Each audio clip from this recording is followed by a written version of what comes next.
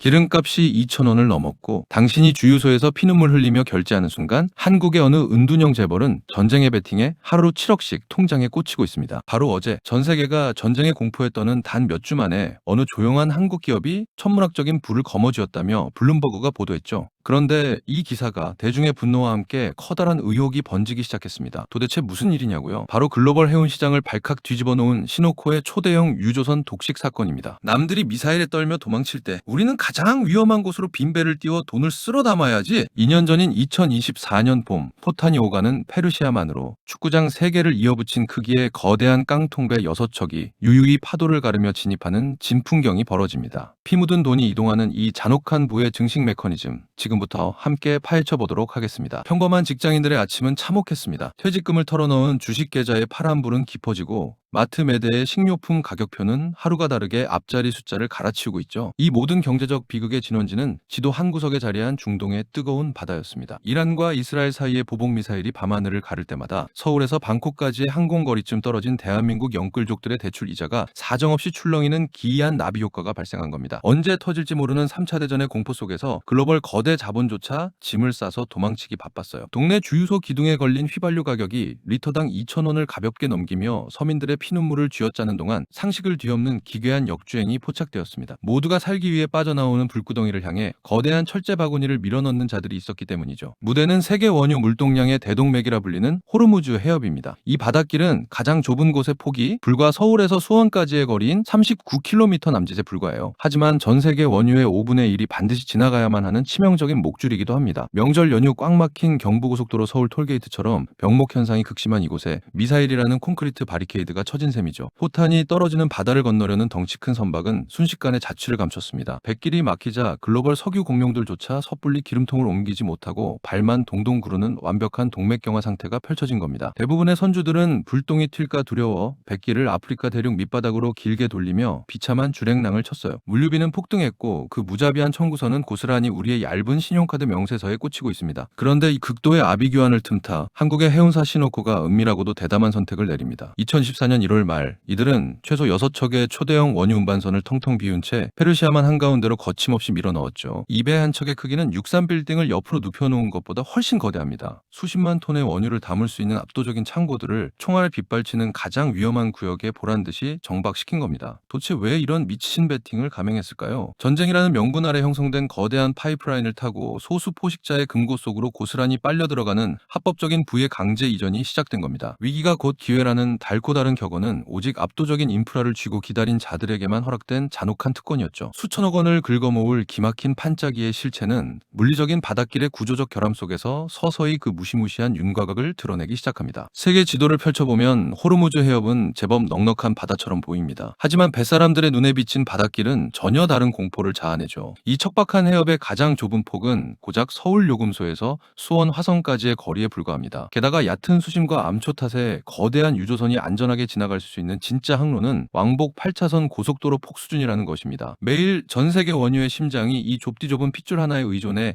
아시아와 유럽으로 펌프질되고 있어요. 명절 연휴 꽉 막힌 경부고속도로 한남대교 남단처럼 이 핏줄이 막히는 순간 글로벌 경제는 즉각적인 심정지를 맞이하게 됩니다. 이 위태로운 항로의 북쪽 해안선은 이란의 가파른 산맥과 절벽이 병풍처럼 둘러싸고 있습니다. 해발 수천 미터의 바위산들이 바다를 향해 깎아지른 험악한 지형이죠. 이 절벽 위에서 미사일이나 드론을 띄우면 좁은 길을 따라 기어가는 굼뜬 유조선은 완벽한 표적이 됩니다. 산지가 대부분인 험준한 강원도 해안선 절벽에 포병부대가 빽빽하게 들어차 바다 위 고깃배를 위에서 아래로 정조준하고 있는 아찔한 모습을 상상해 보시죠. 이란이 툭하면 해협 봉쇄를 무기로 전 세계를 협박할 수 있는 이유도 바로 이 압도적인 지리저적 고지를 태생적으로 점유하고 있기 때문입니다. 여기에 원유라는 자원 특유의 물리적 한계가 상황을 더욱 극단적인 마비로 몰고 갑니다. 사막 한가운데 설치된 시추공에서는 방 안에 전등 스위치를 끄듯 마음대로 기름 생산을 멈출 수 없어요. 땅 속의 가스 압력을 뚫고 퍼올리기 시작한 원유는 쉼없이 파이프라인을 타고 항구로 쏟아져 나옵니다. 배들이 항구 진입을 거부하면 육상의 거대한 저장 탱크들은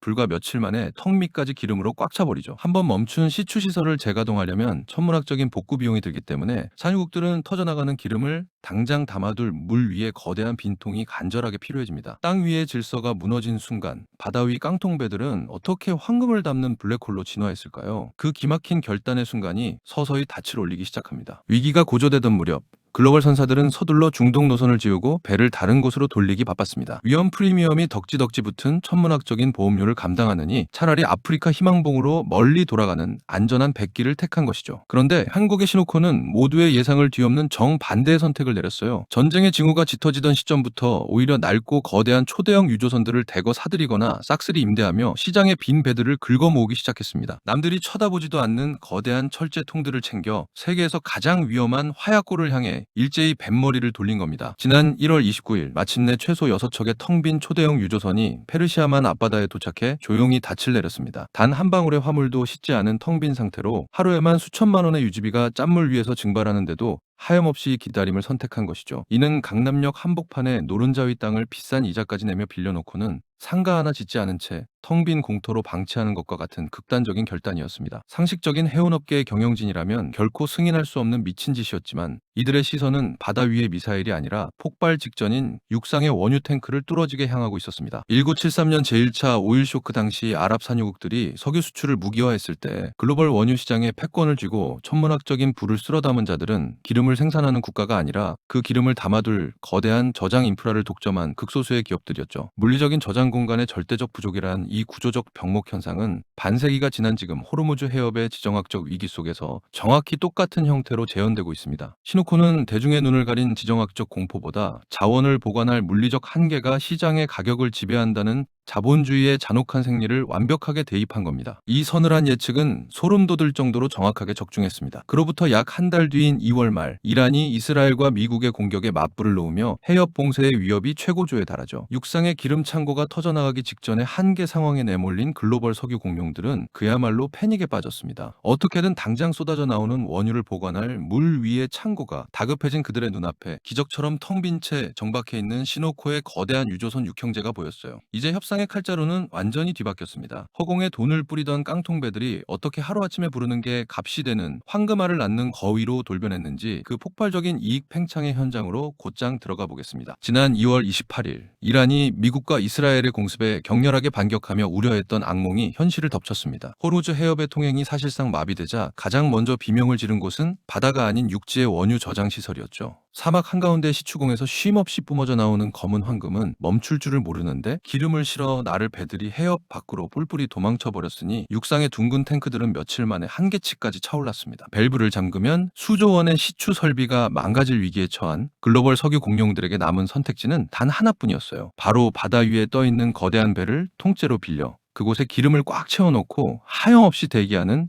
해상 부유식 저장 방식이었습니다. 육지의 창고가 꽉 막히자 바다를 거대한 임시 주차장으로 쓰기 시작한 겁니다. 이 다급한 수배령이 떨어지자마자 페르시아만 한가운데서 묵묵히 기다리던 시노코의 텅 빈 유조선 6척은 순식간에 구원의 방주로 떠오릅니다. 이 초대형 원유 운반선 한 척이 품을 수 있는 기름의 양은 서울시 등록 차량 전체의 주유통을 꽉 채우고도 남을 만큼 압도적인 규모를 자랑하죠. 육상 창고가 꽉 막힌 절체절명의 순간 축구장 3개 크기의 텅 빈 바구니 6개를 완벽하게 독점하고 있던 한국의 해운사는 단숨에 슈퍼갑의 위치로 올라서게 됩니다. 콧대 높은 글로벌 석유 메이저 기업들은 체면을 구길 새도 없이 시노코를 향해 앞다투어 백지수표를 내밀며 제발 배를 빌려달라고 애원하는 진풍경이 벌어졌어요. 바다 위에 둥둥 떠있던 텅 빈 깡통배가 전세계 에너지 공급망의 숨통을 쥐고 흔드는 절대 반지로 변모한 순간이었습니다. 이때부터 배를 빌려주는 용선료는 시장의 상식을 파괴하며 수직 상승하기 시작합니다. 평소 짐을 싣고 운송하는 거리에 비례해봤던 평범한 택시 요금이 옴짝달싹 못하는 재난구역 한가운데서 유일하게 살아남은 방공호의 프리미엄 입장권 가격으로 돌변한 겁니다. 하루 수천만 원 수준이던 임대료가 단숨에 억 단위를 훌쩍 돌파하며 미친 듯이 치솟았죠. 더욱 놀라운 것은 이 배들이 거친 파도를 가르며 목적지를 향해 항해할 필요조차 없었다는 사실입니다. 그저 닻을 내린 채 가만히 바다 위에 떠서 기름통 역할만 충실히 수행하면 되기 때문에 비싼 선박 연료비조차 거의 들지 않았어요. 허공에 천문학적인 유지비를 태우던 깡통배들은 매출의 대부분이 고스란히 순이익으로 잡히며 매일 막대한 현금을 꽂아 넣는 해상 복사기로 진화했습니다. 세상의 모든 자산이 피를 흘리며 녹아내리는 극단적인 폭락장 속에서 이 선박들만큼은 콧노래를 부르며 뱃속을 검은 돈으로 꽉 채워나갔습니다. 남들 포탄을 피해 도망칠 때 묵묵히 버텨낸 극단의 역발상이 천문학적인 독점 수익을 창출해냈어요. 누군가에게는 쳐다보기도 싫은 지옥 같은 전쟁의 공포가 치밀하게 인프라를 선점한 이들에게는 완벽한 황금비가 되어 쏟아진 겁니다. 대중은 공포에 공포에 질려 주식을 던지고 절망했지만 보이지 않는 바다 한가운데서는 거대한 부의 증식이 그야말로 폭발적으로 일어나고 있었죠. 하지만 이 화려한 돈잔치의 이면에는 반드시 누군가의 보이지 않는 무자비한 희생이 뒤따르기 마련입니다. 눈덩이처럼 불어난 이 엄청난 물류비와 보관료 청구서는 결국 누구의 지갑을 향해 날아갔을까요? 거대 자본이 챙긴 성공에 가려진 우리 일상을 파고드는 서늘한 대가의 고리들을 이제 낱낱이 해부해 보겠습니다. 페르시아만 한가운데 정박한 거대한 깡통배들이 하루 수십억 원을 벌어들이는 동안 서울 한복판 주유소의 계기판은 쉴 새 없이 돌아갑니다. 대중들은 뉴스에서 한국 해운사의 눈부신 기지와 성공 스토리를 보며 역시 재벌 클래스가 다르다, 국위 선양이다라며 열렬한 응원의 박수를 보냈죠. 우리 기업이 전쟁통에 외국 자본의 돈을 쓸어 담는다니 묘한 통쾌함마저 느껴집니다. 하지만 이 화려한 축배의 이면에는 지독하게 차가운 자본주의의 먹이사슬이 완벽하게 작동하고 있습니다. 바다 위에서 폭등한 천문학적인 배 빌리는 값, 이른바 용선료는 결코 글로벌 석유 공룡들의 금고에서 손실로 끝나지 않기 때문입니다. 그는 자신들이 어쩔 수 없이 지불한 그 막대한 웃돈을 원유 가격표에 고스란히 얹어 다음 유통망으로 가차없이 떠넘겨버리죠. 거대한 비용의 톱니바퀴는 가장 약한 고리를 향해 무자비하게 굴러갑니다. 글로벌 메이저 기업들이 낸 천문학적인 보관료는 정유사를 거쳐 결국 우리가 매일 타는 출퇴근길 자동차의 주유구와 아파트 보일러 온도 조절기로 정확하게 청구되어 한국 해운사의 천재적인 베팅이 만들어낸 압도적인 수익은 역설적이게도 한국 서민들의 얇은 지갑에서 은밀하게 뽑아낸 합법적인 인플레이션 세금과 다름없습니다. 은둔의 기업 통장에는 매일 7억 원씩 꽂히지만 100명 중 99명의 평범한 사람들은 마트 장바구니에 파 한 단을 담을 때마다 손을 떨게 되는 겁니다. 더 끔찍한 것은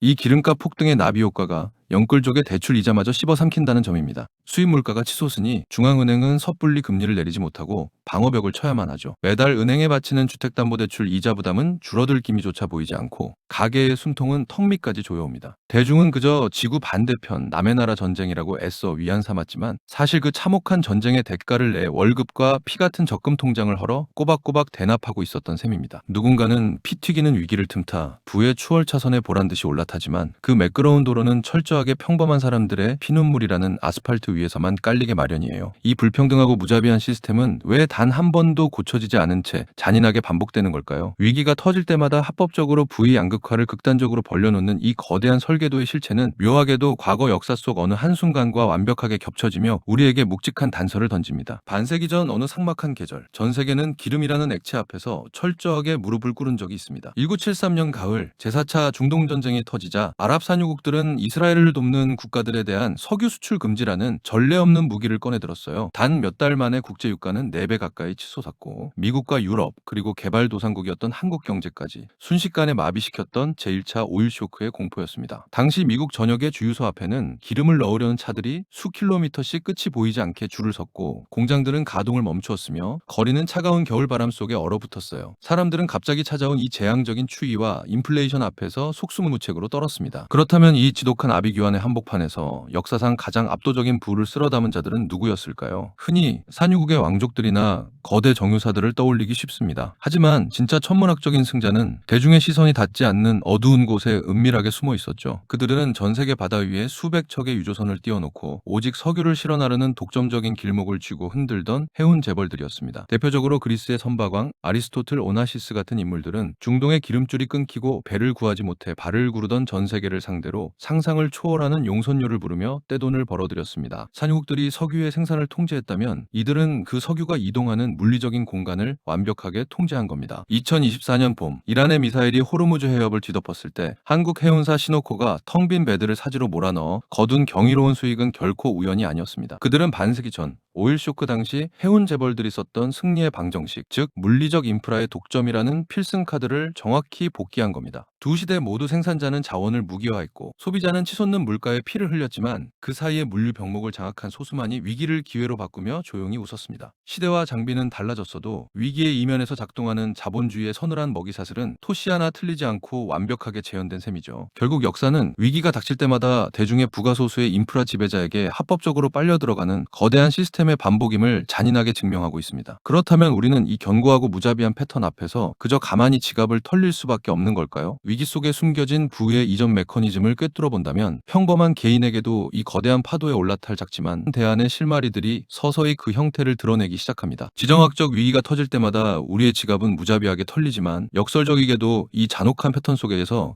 개인의 자산을 지킬 명확한 생존의 실마리가 발견됩니다. 중동의 모래바람이나 강대국들의 미사일 버튼을 우리가 직접 멈출 수는 없죠. 하지만 거대한 부가 이동하는 파이프라인의 방향을 정확히 이해한다면 무기력한 피해자에서 벗어나 최소한의 방어막을 칠 수 있어요. 국가 단위에서도 이 치명적인 목줄에서 벗어나기 위한 필사적인 움직임이 시작되었습니다. 육로를 관통하는 거대한 송유관을 새로 뚫거나 중동의 화석 연료에 목을 매지 않기 위해 대체 에너지망으로 눈을 돌리며 구조적인 탈출구를 찾고 있거든요. 호르무즈 해협이라는 단 하나의 혈관에 전 세계의 심장이 매달려 있는 기형적인 시스템을 근본적으로 뜯어고치려는 시도인 겁니다. 그렇다면 평범한 개인은 당장 내일 어떻게 움직여야 할까요? 해답은 인플레이션 헤지라는 투자의 방어술에 있습니다. 유가가 오르고 물류비가 폭등할 때마다 서민들에게는 세금처럼 고통이 청구되지만 반대로 그 세금을 징수하는 쪽에 내 자산의 일부를 미리 옮겨두는 전략이죠. 글로벌 에너지 기업의 펀드나 원자재 관련 상장지수 펀드, 그리고 위기 속에서 독점적 지위를 누리는 해운 인프라 기업에 분산 투자하는 것이 대표적인 방법입니다. 내 자동차에 기름을 넣으며 지불한 비싼 비용이 내가 보유한 에너지 기업의 배당금이나 주가 상승으로 고스란히 되돌아오는 방파제를 세워야 해요. 자산의 일정 비율을 기축통화인 달러나 금 같은 안전자산으로 환전해 두는 것도 변동성에 대비하는 훌륭한 실탄이 됩니다. 공포에 질려 우량 자산을 헐값에 던지는 대신 위기 상황에서 반드시 가격이 오르는 물류의 병목 자체를 사들이는 발상의 전환이 필요합니다. 남의 나라 전쟁을 안주삼아 구경하거나 남의 성공 신화에 박수만 치고 끝낸다면 다음번 위기에도 우리는 변함없이 가장 먼저 지갑을 털리는 호구가 될 뿐이겠죠. 이 무자비한 자본주의의 파도 속에서 철저하게 소외당하지 않고 가장 완벽하게 자산을 지켜낸 자들의 최종적인 결단은 과연 무엇이었을까요? 페르시아만 한가운데 띄워놓은 깡통배 6척이 증명한 것은 위기라는 껍데기 속에 숨겨진 인프라 지배자의 절대적인 승리였습니다. 미사일이 날아다니는 공포 속에서 대중은 자산을 잃고 물가에 신음했지만 물류의 치명적인 병목을 미리 틀어준 자들은 콧노래를 부르며 천문학적인 부를 합법적으로 쓸어 담았죠. 결국 자본주의 생태계에서 진정한 포식자는 자원을 캐내는 자가 아니라 그 자원이 이동하는 좁디 좁은 길목을 장악하고 기다리는 자라는 서늘한 진실을 남겼습니다. 남들이 피를 흘리며 도망칠 때 가장 위험한 화약고 한가운데에 빈통을 밀어넣은 극단의 역발상이 만들어낸 결과입니다. 만약 우리가 이 잔혹한 부의 이동 메커니즘을 깨닫지 못하고 그저 뉴스에 나오는 남의 성공 신화에 박수만 치고 끝낸다면 다음번 위기가 닥칠 때도 변함없이 가장 먼저 지갑을 털리는 완벽한 호구로 전락할 것입니다. 당신은 쏟아지는 공포 속에서 피눈물을 흘리며 비싼 기름값을 대납하는 쪽입니까? 아니면 그 위기를 기회로 바꿔 내 자산의 방공호를 단단하게 구축하는 쪽입니까? 오늘 영상이 유익하고 재밌으셨다면 구독과 좋아요 부탁드려요. 영상 제작에 큰 힘이 됩니다. 그럼 다음 영상에서 뵙겠습니다.